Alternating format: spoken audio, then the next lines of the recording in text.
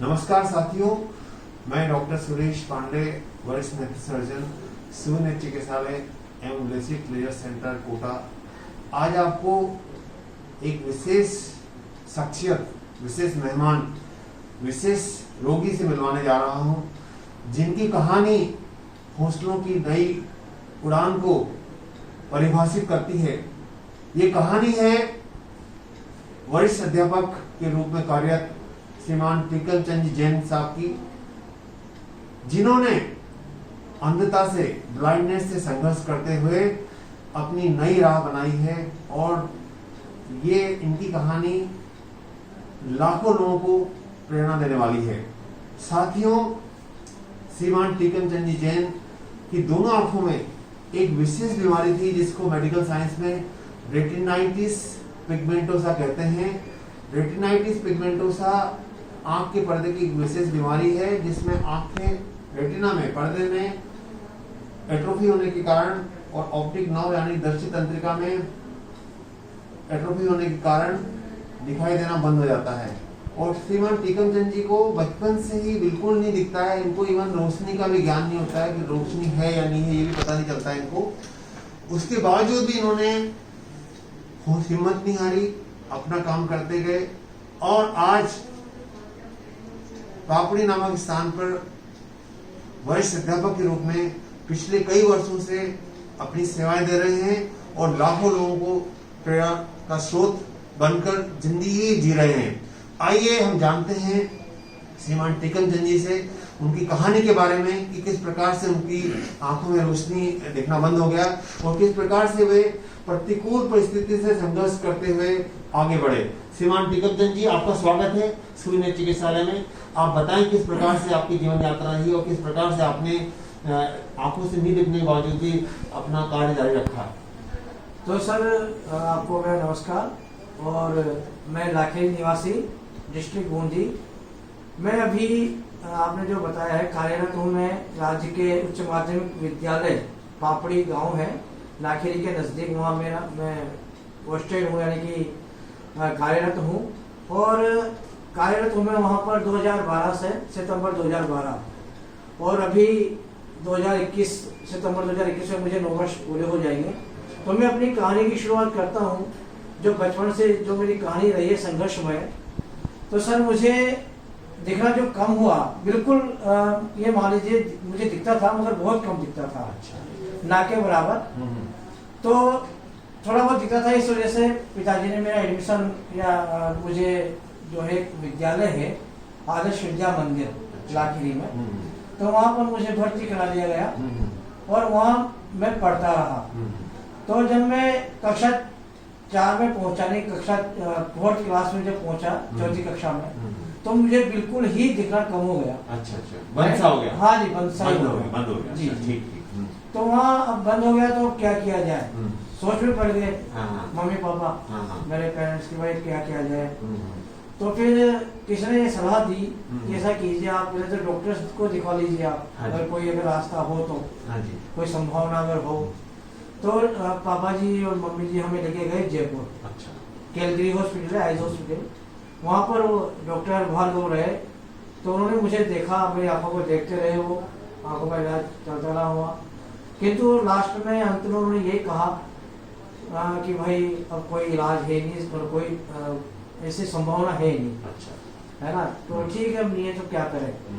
फिर किसने कहा मैं कैसा कीजिए, आप अहमदाबाद चले जाइए, नागपाल, जो डॉक्टर नागपाल है, बहुत नामचीन। ठीक है, वहाँ चले गए। अब वहाँ उन्होंने चेक किया आंखों को, मगर उन्होंने भी वही जवाब दिया जो जयपुर में डॉक्टर ने मना कर दिया उन्होंने भी कि भाई कोई इलाज नहीं है। ठीक है, हम फिर भी निराश नहीं हुए, हताश नहीं हुए। फिर भाई क्या किया जाए, और कि चलो आगे चलते हैं बलसाड़। तो बलसाड़ चले गए हम। वहाँ डॉक्टर दलजीत सिंह, जो अमृतसर से आया करते हैं, अमृतसर से, तो उन्होंने भी देखा आंखों को, चेक किया अच्छे से। तो बाबा जी को उन्होंने भी मना कर दिया कि भाई कोई इलाज नहीं है, तब तो आप ये अच्छा यही रहेगा इसके लिए, इसकी जिंदगी सुधर जाएगी अगर आप इसका एडमिशन करवा दो किसी विद्यालय में, हिंदी विद्यालय में, ब्लाइंड स्कूल में। जी सर। कि ठीक है। अब लाखिरी में भी एक हमारे मौलवी साहब तो उन्होंने भी कह दिया पापा जी को, अच्छा। कैसा करो आप अजमेर ले जाओ हाँ। और वहाँ इसका एडमिशन करवा दो हिंदी विद्यालय में, हाँ। वहाँ पर गवर्नमेंट स्कूल में सर वो। अच्छा अच्छा। ठीक है। अब फिर किसी ने कहा मेरा क्या है, बुआ जी रहते हैं जयपुर में रहते अच्छा, थे, अच्छा। 2 बुआएं रहती थी मेरी, तो उनसे बातचीत की। हाँ। उन्होंने कहा कि ऐसा करो जयपुर आ जाओ, जयपुर एडमिशन करवा दो इसका, हाँ। वहाँ भी ब्लाइंड स्कूल है ना। हम्म। अब वहाँ मेरा एडमिशन करवा दिया गया। तो वहाँ मैंने पढ़ाई की सर, फिर वापस से मैं फर्स्ट मतलब कक्षा 1 से पढ़ा, हाँ। फर्स्ट क्लास से, हाँ। और मैंने 6 तक वहीं पढ़ाई की, हाँ। कक्षा 6 तक। फिर आगे वहाँ क्या है क्लासें नहीं थी, हम्म। तो फिर हम गए वहाँ जोधपुर। हाँ। जोधपुर में मेरा एडमिशन हुआ अच्छा। कक्षा 7 में, अच्छा, अच्छा। 7 क्लास। और वहाँ जाने के बाद फिर वहीं रहे, वहाँ 12 तक स्कूल है सर, 12वीं तक अच्छा। सीनियर स्कूल है वहाँ। तो वहाँ मैंने सीनियर कर ली स्कूल से। वहाँ हॉस्टल और रहने की आवासीय व्यवस्था है वहाँ। अच्छा, अच्छा। आवासीय विद्यालय, हाँ। छात्रावास भी वही है हाँ। और विद्यालय भी वही है। हाँ। और जयपुर में भी ऐसा ही था। अच्छा। फिर ठीक है, वहाँ 12वीं तक पढ़ चुका था मैं। अब आगे क्या किया जाए, कॉलेज भी पढ़ना है, तो कॉलेज हॉस्टल भी वही था सर। अच्छा। तो कॉलेज जो हॉस्टल वहाँ मैं रहा और वही कॉलेज की मैंने पढ़ाई की। अच्छा।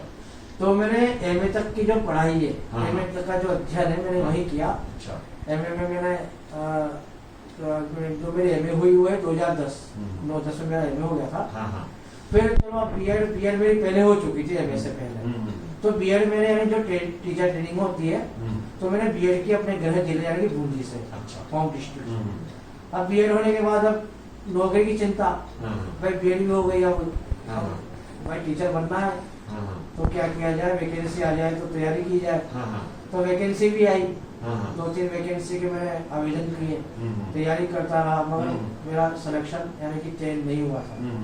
फिर 2011 की एक वैकेंसी थी, तो उसमें मैंने तैयारी की अच्छे से, जो भी कमियां थी वो भी पूरी हुई, जो कुछ कमियां थी उनमें सुधार हुआ।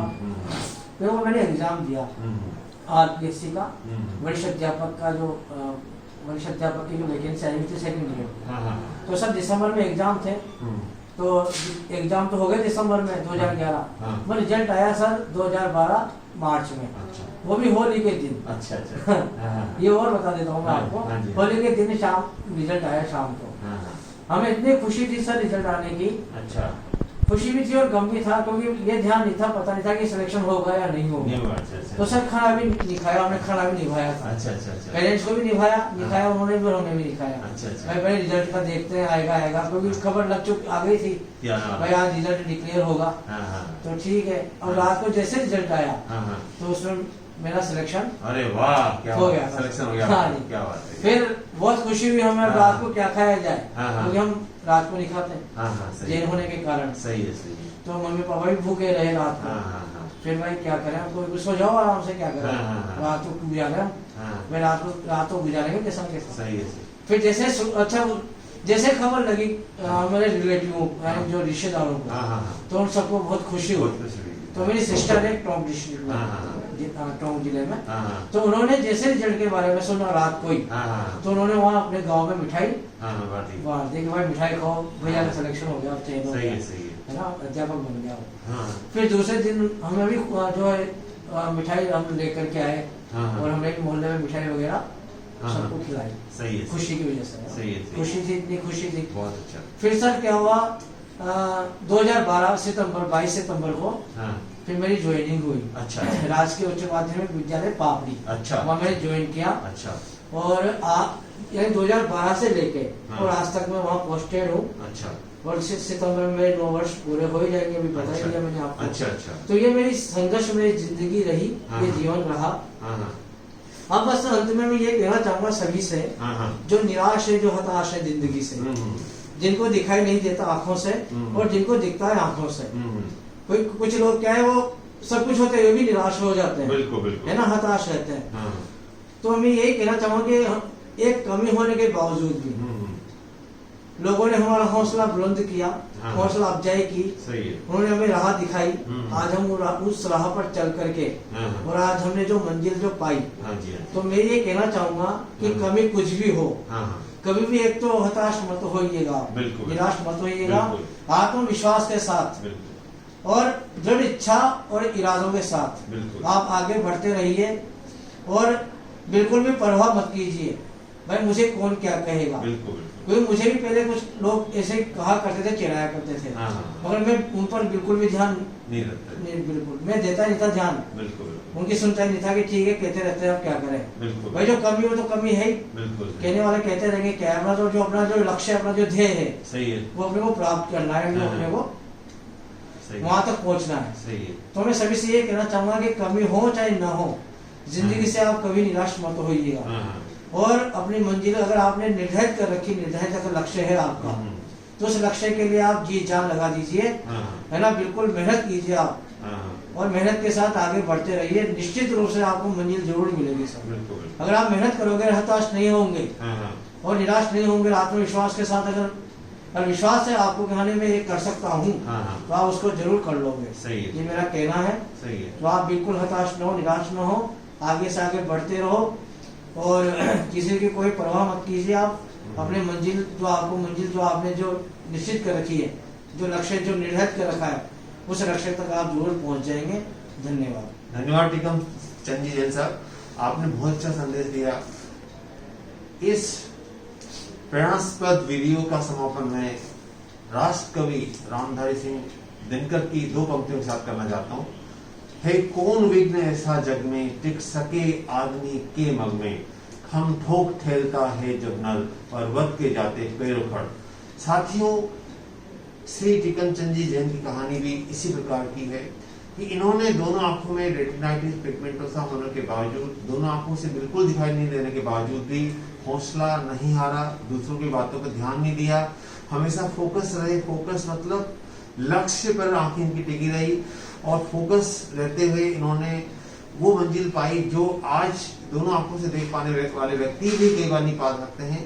इन्होंने पिछले कई वर्षों से एक सफल शिक्षक की भूमिका निभाने के साथ साथ लाखों लोगों को प्रेरणा दी है। मैं धन्यवाद देना चाहता हूँ आदरणीय श्री टीकम चंद जैन साहब का, और मैं उनसे निवेदन करूंगा कि 2 शब्द वे सुविन्य चिकित्सालय के बारे में बताएं कि कैसा उनका अनुभव रहा, कब से वो जुड़े हमसे। जी सर। कब से? मैं इस नेत्र चिकित्सालय में पहले 1.5-2 साल पहले भी आया था। अच्छा। तो आपने देखा था, अरुण पांडे जी भी थे यहाँ। हाँ। तो उन्होंने देखा जब वहाँ उस वक्त में नहीं कहा था कोई संभावना हो, उम्मीद की कोई किरण हो, तो आप देख लीजिएगा सर। बिल्कुल। तो एक क्या है, चिप के बारे में बताया गया था मगर वो कोई काम भी मुझे लगी नहीं, क्योंकि परछाई ये कहा गया कि उन्होंने परछाई देख सकते हो आप बाहरी इकाई के बारे में। जी बिल्कुल। और उसकी जो कॉस्ट है वो भी बड़ी ज्यादा ही थी। सही है। 1.5 करोड़ रुपए, 1.25 करोड़ रुपए। वो टेक्निक अभी विदेश में आई है, अभी इंडिया में आई भी नहीं हो। सही। हाँ। तो मैं ये कहना चाहूंगा सभी से कि मैं कोई प्रचार प्रसार नहीं कर रहा भाई, पब्लिसिटी हो रही है इस चिकित्सालय की, बट जो यहाँ के जो डॉक्टर्स जैसे सुरेश जी सर हैं अभी, तो इनका व्यवहार मुझे बहुत ही सराहनीय लगता है, बहुत अच्छा लगता है, क्योंकि जिनको बोलने का जो तरीका है, पेशेंट के साथ जो बातचीत करते हैं, ये तो एक संतोषजनक व्यवहार है इनका। हम यहाँ से संतुष्ट होकर जाते हैं और निराश होकर कभी नहीं गए। ये बात ऐसी करते हैं कि अगर कोई निराश भी हो, कोई मरीज कोई अगर हताश भी हो रहा हो, तो वो बिल्कुल वो उसकी निराशा खत्म हो जाती है और यहाँ से वो संतुष्ट होकर ही जाता है।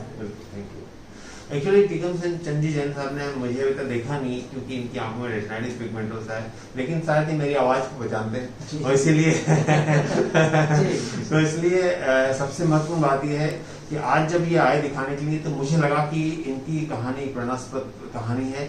और कोरोना संक्रमण काल में जब हम एक निराशा के भाव से, निराशा के समय में घिरे हुए हैं, आज हमें इनकी कहानी एक प्रकाश की, उजाले की नई किरण देने वाली है कि अंधकार चाहे कितना ही घना क्यों नहीं हो, प्रकाश की किरण एक दिन जरूर आएगी, और एक दिन जरूर ये महामारी का अंधकार भी दूर होगा।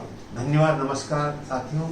और मैं श्री टीकम जैन साहब का भी शुक्रिया अदा करना चाहता हूँ कि जिन्होंने आज इस महत्वपूर्ण वीडियो के माध्यम से अपनी बात रखी और अपनी संघर्ष की दास्तां, अपने संघर्ष की कहानी आप सभी के साथ शेयर की। थैंक यू, धन्यवाद, नमस्कार।